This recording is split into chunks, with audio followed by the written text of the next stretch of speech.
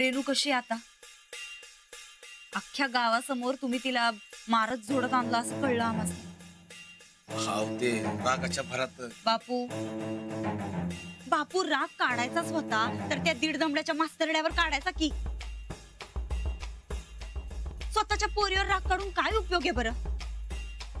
त्या मास्तरड्याला चांगले 4 रट्टे दिले असते का नाही तर परत मान फिरून बघायची हिम्मत झाली नसती त्या मुर्द्याची. पाहुण्या माणसाला कसा मारायचा? तो बी आपल्याच गावातला आहे. लगेच पाहुणाच बनवून टाकलं भाई तुम्ही. अहो पाहुणा नाही, भामटाय त्यो. आपल्या गावातल्या पोरीला, तुमच्या पोरीला या गावातनं पळवून न्यायला चालला होता. बापू तुमचं रक्त कसं काय खवळून उठत नाही हो? अहो खानदानी झालाय तुम्ही आता. अहो मग काय खवळाय पाहिजे होतं बघा रागात. कुठं हाय कुठं त्यो मास्तर? असं वाटत होतं वहिनी साहेब की त्याचं तंगडच तोडावं. अवपरा आपलंच नाणं खोट आहे आणि त्यात राणादाबी मध्ये पडला. नाही बापू, तुमचं नाणं जर खोटं असतं का नाही तर आमच्या खानदानात आम्ही लगीन जुळवून दिलंच नसतं बघा. तुम्हाला सांगतो ही समधी त्या शहरी भामट्याची खेळी. हे बघा बापू, उद्या ऐन टायमाला लग्नात काही या भामट्यानं घोळ घातला तर आमचीच इज्जत जाईल का नाही पाण्यात. तेव्हा जो काय बंदोबस्त करायचा आहे तो आत्ताच्या आत्ता करा, नाहीतर हे लगीन मोडलं असं आम्ही समजतो. अहो नाही वहिनी साहेब, असं करू नका. अहो समध्या पाहुण्या रावळ्यासनी मी सांगितलंय. अहो लगीन मोडून कसं चाललं? आवत आहे साहेब, एवढे तेवढ्या गोष्टीसाठी लगीन कशाला मोडताय साहेब? आणि राहिला प्रश्न तर तो त्या भामट्याच्या बंदोबस्ताचा, ती करतीलच की बापू, होय की नाही बापू? वय वहिनी साहेब, तुमच्या इज्जतीला धक्का बी लागू देणार नाही. अहो शब्द द्या तुम्ही तसा. ठीक आहे, पण जे काय करायचं असेल ते लवकरात लवकर करा बापू. कुठं हाय कुठं त्यो भामटा?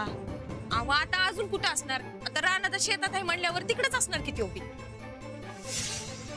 नाही, गोदक्कांनी फोन केलता, राणा भाऊजी कवाच निघाले शेतात. त्यो भामटा कोल्हापूरला निघाला असणार. हा म्हणजे तू कुठे तर वाटतच असणार बघा. मला एक डाव गाठ पडू दे, तोंड लावते बघा त्याला. त्या रेणूचं आयुष्याचं वाटोळ करायला निघालाय. मला तर अशा तोंडात शिव्या येतात का नाही ताई साहेब? राहू दे, तू राहू दे.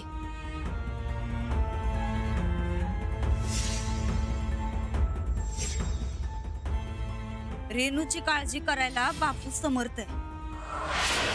काय बापू?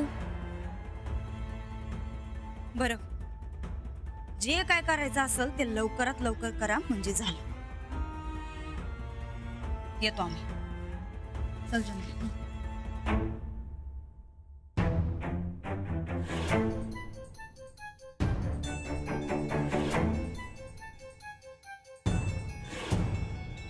चढण्यासारखं वागलेत बाप. 4 चौघात स्वतःची इज्जत जपण्याकरता मुलीचं आयुष्य खराब करताय. एवढं तरकटल्यासारखं का वागले तेच कळणं झालं. खरं तर हा प्रश्न शांतपणे बोलून सोडवायला हवा. त्यासनी कळलं पाहिजे ना व. तुम्हाला बोलल्यावर डोक्यात तार चटकली होती माझ्या. तुम्ही कुठं नादाला लावलंय रेणूला? जाऊ द्या, रागाच्या भरात बोलतो माणूस, आपण लक्ष नाही द्यायचं. अहो पण बोलायला काही रीत असते का नाही?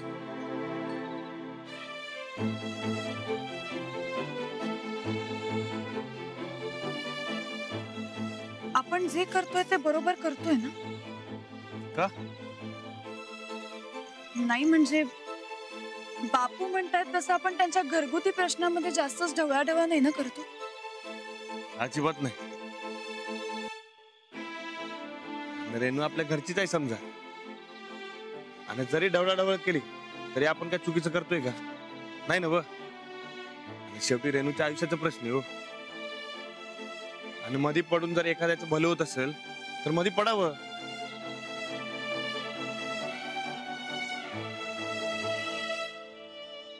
आतापर्यंत आपण आपल्या आयुष्याचे निर्णय घेत होतो, पण आता आपल्या निर्णयामुळे दुसऱ्याचं आयुष्य बदलणार. आपल्यावर जास्त जबाबदारी आहे. अहो, रेणू माझी बहीण आहे, तिचं चांगलं व्हावं एवढंच माहित आहे मला. हो. आणि तिच्यासाठी काय बी करायला तयार आहे मी. आणि तुम्ही जे काही कराल ते बरोबरच कराल याची खात्री आहे मला. मी तुमच्या सोबत आहे. मग झालं तर. अहो, तुम्ही संकट असल्यावर कसली काळजीच नाही बघा. हा, आपण हे प्रकरण लावून धरायचं काय? अजिबात आशा सोडायची नाही.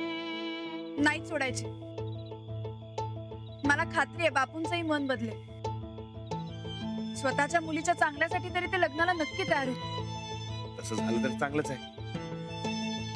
चला. रडू नकस ग, समजा ठीक होईल. रडू नकस. ए रेणू, गप की आता. ये बघ रेणू, मला बाकीचं काय नाही ग. अगं पण त्या पोराचा पत्त्या नाही, आईबाचा पत्त्या नाही. उद्या काय झालं तर तू कुणाकडे बघणार सांग की. आणि शहरात राहणारी पोरं वागायला चांगली नसतात असं तर मला वाटते बघ. नाही हो बापू, हो राणादादा जयंताची परीक्षा घेतली. राणादा तुम्हाला हेच सांगत होता पण मी काय ऐकूनच घेतलं नाही. त्यात भारतच सुटला. माझ्या डोक्यात तिडक गेली की माहिती आहे ना कसं होतंय ती. अगं माझं मला समजत नाही. बर ते समजा जाऊ दे.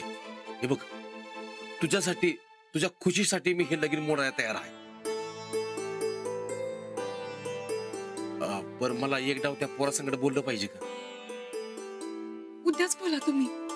अगं नग, उद्या नग. उद्या वहिनी साहेब पाहुण्यास ते बोलवणार आहेत. काय असेल ते आजच उरकायला पाहिजे बघ.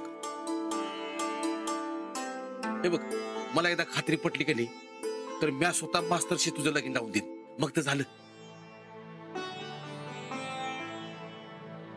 तुम्ही खरं सांगायलाय बापू? हा होय. घे फोन घे. आणि पाहुणे जर कोल्हापुरात असतील तर तिथं जाऊन मी त्यांच्याशी बोलतो. धर, लाव फोन. अरे बापावर विश्वास ठेव की.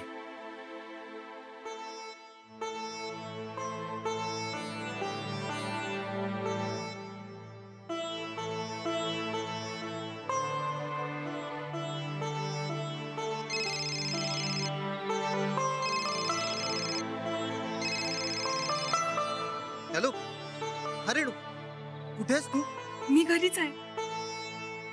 कशी आहेस तू? बरी आहेस ना? व्यवस्थित आहे मी. ते बापू आपल्या लग्नाला तयार आहेत पण त्यासनी ते आधी तुझ्या संकट बोलायचं होतं. तू घरी येतोस का आमच्या? हो येतो ना, आता लगेच येतो. हॅलो पाहुणं. नग पाहुणं घरी नग. अव गावात नग ती चर्चा सुरू आहे. तुम्ही कुठे आहे सांगा की. हा, ते पाटील मळा म्हणून काहीतरी लिहिलंय इथे. अहो मग जवळच आहे की. थांबा तिथंच, मी आलो. अहो तुम्ही कशाला येताय? मी चालू असतो ना तिकडे. उगाच तुम्हाला त्रास. आव नग, वहिनी साहेब उगाच बोंबाबोंब करतील.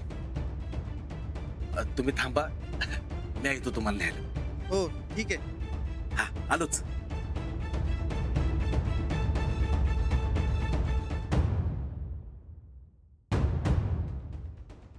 तुम्ही जेवण तयार करा, तर मी पाहुण्यासनी भेटून येतो. बापू माझा फोन. अरे पाहुण्याची चुकामुक झाली तर राहू दे की माझ्याकडे. देतो की तुला. तू जेवण झोप बघू, मी आलोच.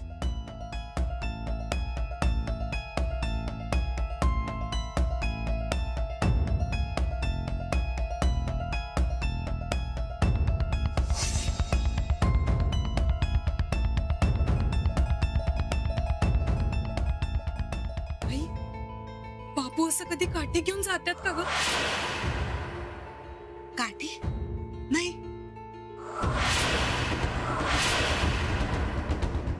रेणू, यांच्या डोक्यात काहीतरी वेगळंच चाललंय बघ. रानाला कळवाय पाहिजे.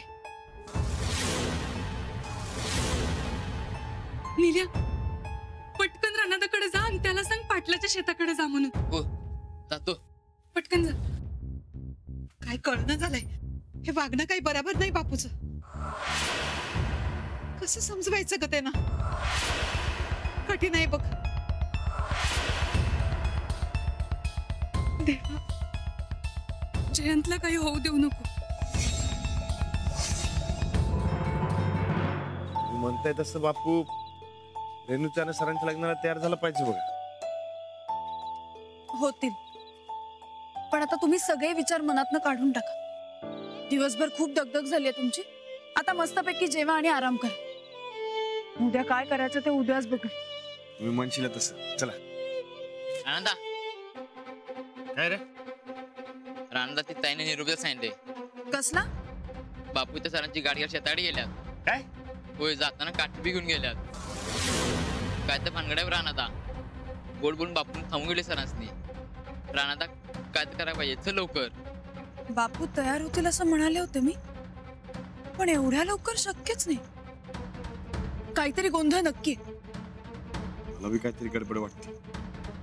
बापूच्या तर आहो, हे बघा, तुम्ही आज जावा, मी पटाक दिवशी जाऊन येतो. काय काय ते वाईट वांगळ व्हायला नको म्हणजे झालं.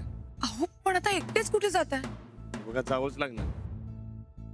अहो सर या भागात नवीन आहे. बर, मी पण येते. चल. नाही नको, या सर आजच्याला तुम्ही शेतात येणं बरोबर नाही. तुम्ही जावा. अहो पण हे बघा, मी असा गेलो ना असं आलो. जाऊ म्हणलं ना, आणि काय बी काळजी करू नका. बरं, तुम्ही सूरज भाऊजींना सोबत घेऊन जाता का? ते आलेत का? नाही नको, येस तर लय उशीर होईल. तुम्ही जावा, मी आलो लगेच. ए चल रा.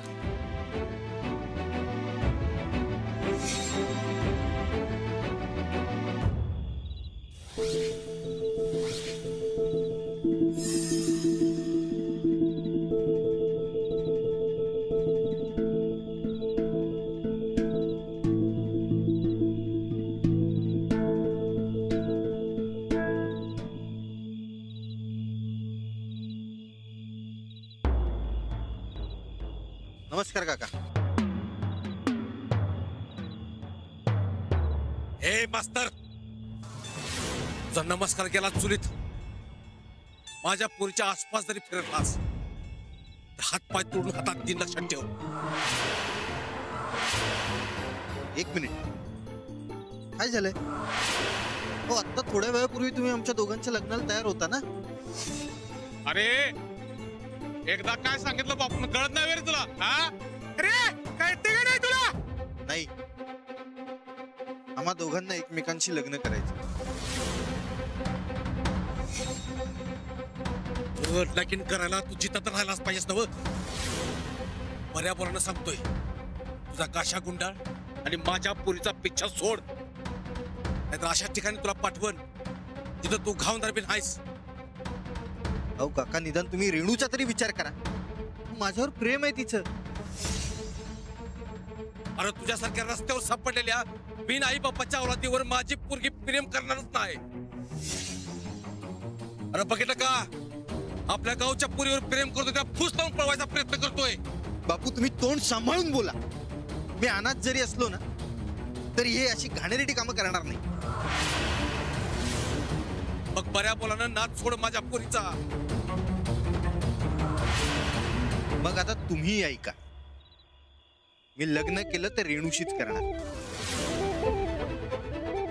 तू असं ऐकणार नाहीस. तुझ्या तर हरकत नाही, तरीही मी रेणूशीच लग्न करणार. बघितलं का याची मस्ती? हा नाही आला.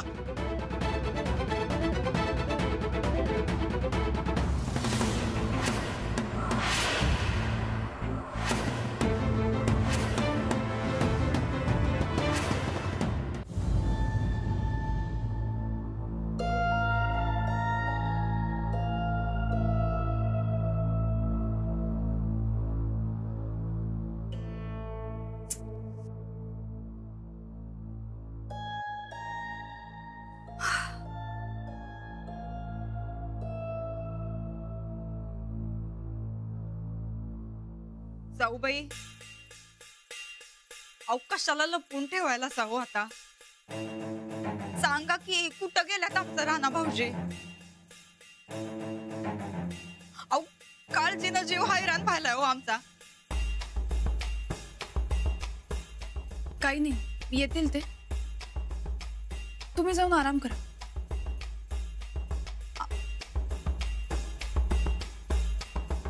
असं कसं आराम करणार हो आम्ही? हा आऊ जाऊ बाई, तुमच्या चेहऱ्यावरची काळजी बघून आम्हाला अजून जास्त काळजी वाटायला लागल्या बघा. सांगा बरं कुठं गेल्यात राणा भाऊजी? वय वय, आणि ताई साहेबांनी काळजी असली की अजिबात झोप येत नाही बघा. आणि मग सांगा बरं कुठं कुठं गेल्यात, कुठं राणा भाऊजी? नाहीतर आम्ही फोनच करतो. नाही नाही,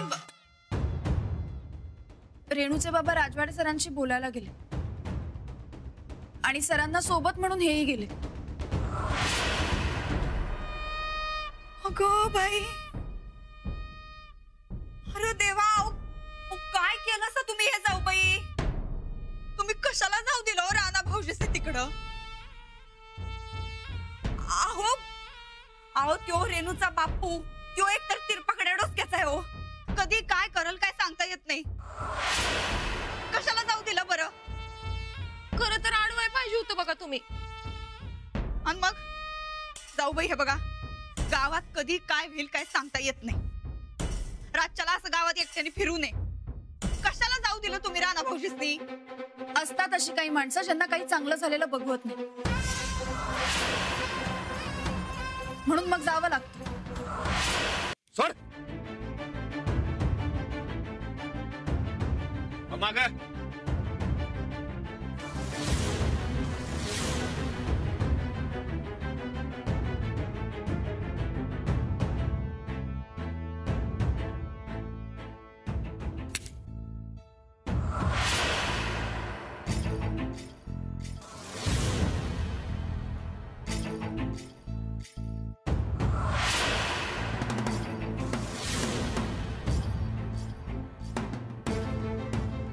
एकानं जरी हात उचलला, हात उभ्यातनं बाहेर काढन.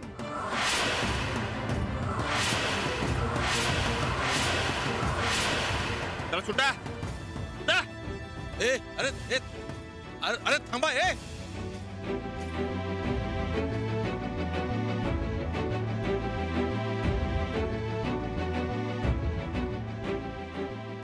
लागलं नाही ना? नाही, मी ठीक आहे. बापू, अरे माणूस आहेस का हैवान? अरे आपल्या गावातलं पाहुणे ते एकट्याला गाठून मारते वय. अरे अक्कल कुठे घाण टाकली होती काय? राणादा, पाहुणा असेल तुझा, पण माझ्यासाठी माझ्या पुरीला पळवणारा फामटा यो. बापू, तुम्ही जो राग काढायलाय तो चुकीच्या पद्धतीने काढायलाय. माझ्या पुरीसाठी मी काय बी करन. काय बी बोलू नकास. हा, इथनं पुढं हात उचलायच्या आधी थाळ्या विचार करायचा काय? अरे त्यांनी जर तक्रार केली असती, फुकट तुरुंगात जावं लागलं असतं. अरे जाईन मी तुरुंगात, पण याचा खून करून खडी फोडायला लागली तर चालेल राणादा, पण माझ्या पुरी संकट ह्याचं लगीन होऊ देणार नाही म्या. तुला सांगून काय अर्थच नाही बघ. अरे मग कशाला सांगतो सारखं सारखं?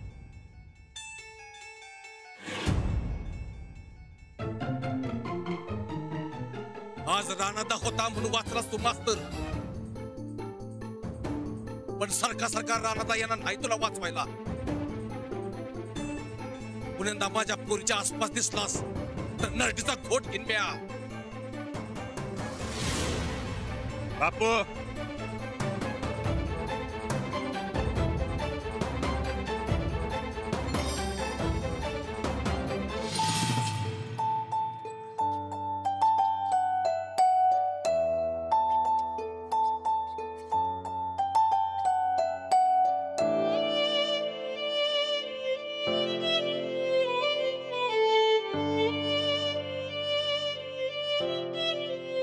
बापूचं जरा जादच होत चाललंय. मलाच काहीतरी करायला पाहिजे. मी काही करू शकतो का? नाही, नको. आता कळलं काय? मी जोर बैठका का मारायला सांगत होतो ते, म्हणून सांगतोय रोज व्यायाम करत जावा. हो, हे इतकं सिरियस होईल असं वाटलं नव्हतं मला.